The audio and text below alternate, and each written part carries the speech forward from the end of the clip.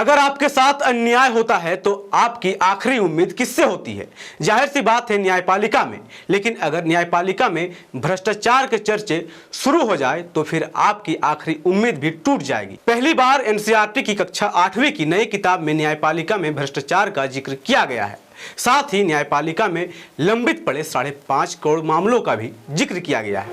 नई किताब में स्पष्ट लिखा हुआ है कि न्यायपालिका के अलग अलग स्तरों पर भ्रष्टाचार की घटनाएं सामने आती रही है। हालांकि इससे पुरानी किताबें जो 2005 के करिकुलम पर आधारित थी उनमें इसका जिक्र नहीं था और ऐसा पहली बार हुआ है कि एनसीईआरटी की किताब में न्यायपालिका में भ्रष्टाचार का जिक्र किया गया है। हालांकि कॉलेजियम सिस्टम और न्यायपालिका में SC ST और OBC के कम प्रतिनिधित्व का जिक्र नहीं किया गया है। ये दोनों ऐसे मुद्दे हैं जिसको लेकर अक्सर सवाल उठाया जाता है। जोहार, जय भीम, जय फुले, जय बिरसा, जय साहू, जय पेरियार, जय संविधान। भारत के पूर्व मुख्य न्यायाधीश BR गवई ने जुलाई 2025 में कहा था कि न्यायपालिका के भीतर भी भ्रष्टाचार और गलत आचरण की घटनाएं सामने आई है। इससे जनता का भरोसा कमजोर होता है। उन्होंने ये भी कहा था कि ऐसे मामलों में पारदर्शी और सख्त कार्रवाई करना जरूरी है ताकि लोगों का विश्वास दोबारा मजबूत हो सके। ये BR गवई के शब्द है जिसका जिक्र भी एनसीईआरटी की नई किताब में है। एनसीईआरटी नई शिक्षा नीति 2020 और नेशनल करिकुलम फ्रेमवर्क के अनुसार नई किताबें तैयार कर रहा है। अब तक कक्षा 1 से 8 तक की नई किताबें जारी की जा चुकी है। कक्षा 8वीं की नई सोशल साइंस किताब में पहली बार न्यायपालिका में भ्रष्टाचार और लंबित मामलों जैसी चुनौतियों को शामिल किया गया है।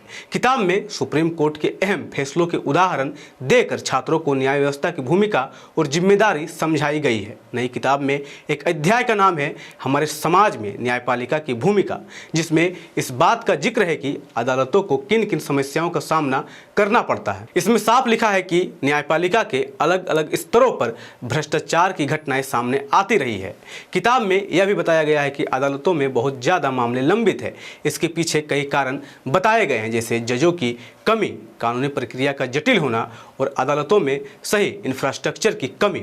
नई किताब में न्यायपालिका में लंबित मामलों के आंकड़े भी दिए गए हैं। सुप्रीम कोर्ट ऑफ इंडिया में करीब 81,000 मामले लंबित है। वही हाई कोर्ट्स ऑफ इंडिया में लगभग 62,40,000 मामले लंबित है। इसके अलावा जिला और अधीनस्थ अदालतों में करीब 4,70,00,000 मामले लंबित पड़े हैं। हालांकि भ्रष्टाचार और लंबित मामलों के साथ साथ कॉलेजियम सिस्टम और मूल निवासी बहुजन समाज के कम प्रतिनिधित्व के मुद्दे को लेकर भी अक्सर सवाल उठाए गए हैं, लेकिन इनका जिक्र किताब में नहीं किया गया है। कॉलेजियम प्रणाली भारत में सर्वोच्च न्यायालय और उच्च न्यायालयों के न्यायाधीशों की नियुक्ति और तबादलों की एक ऐसी व्यवस्था है जो संविधान में वर्णित न होकर सुप्रीम कोर्ट के न्यायिक फैसलों से विकसित हुई है। इसमें भारत के मुख्य न्यायाधीश, CJI और 4 वरिष्ठम न्यायाधीशों का समूह नामों की सिफारिश करता है। यही वजह है कि सर्वोच्च न्यायालय और उच्च न्यायालयों के न्यायाधीश कुछ ही परिवारों से बनते आए हैं। न्यायपालिका में SC ST और OBC समुदाय की नियुक्तियों को लेकर भी अक्सर सवाल उठते हैं। रिपोर्ट्स बताती है कि पिछले 8 साल में देश के हाई कोर्ट्स में 847 जजों की नियुक्ति हुई है, जिसमें सिर्फ 4% अनुसूचित जाति वर्ग के हैं। इसके अलावा अनुसूचित जनजाति से मात्र 17, OBC समुदाय से 104, जो कुल नियुक्तियों का मात्र 12% है, 46 अल्पसंख्यक वर्ग से और 847 नियुक्तियों में मात्र 130 महिलाएं हैं।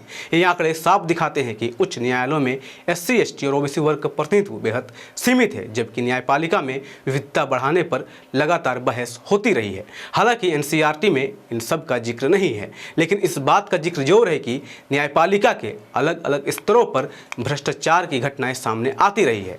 इस बात का भी जिक्र है कि जज एक आचार संहिता से बंधे होते हैं। कोड ऑफ कंडक्ट का उद्देश्य था न्यायाधीश निष्पक्ष और ईमानदार रहे, किसी राजनीतिक गतिविधि से दूरी रखे, ऐसे काम ना करे जिससे पद की गरिमा पर सवाल उठे, साथ ही व्यक्तिगत आचरण भी मर्यादित और संतुलित हो। इसके अलावा भारत का संविधान भी न्यायाधीशों से अपेक्षा करता है कि वे संविधान की रक्षा करें और बिना किसी दबाव या पक्षपात के न्याय दें।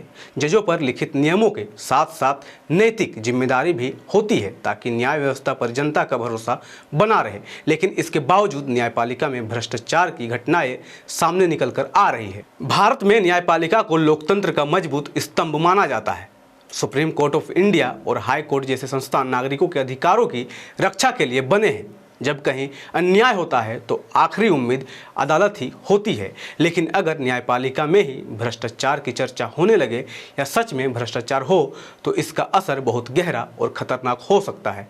अगर अदालतें निष्पक्ष ना रहे तो कमज़ोर और गरीब लोगों को न्याय नहीं मिलेगा, ताकतवर लोग बच निकलेंगे, अन्याय को रोकने वाला तंत्र कमज़ोर हो जाएगा।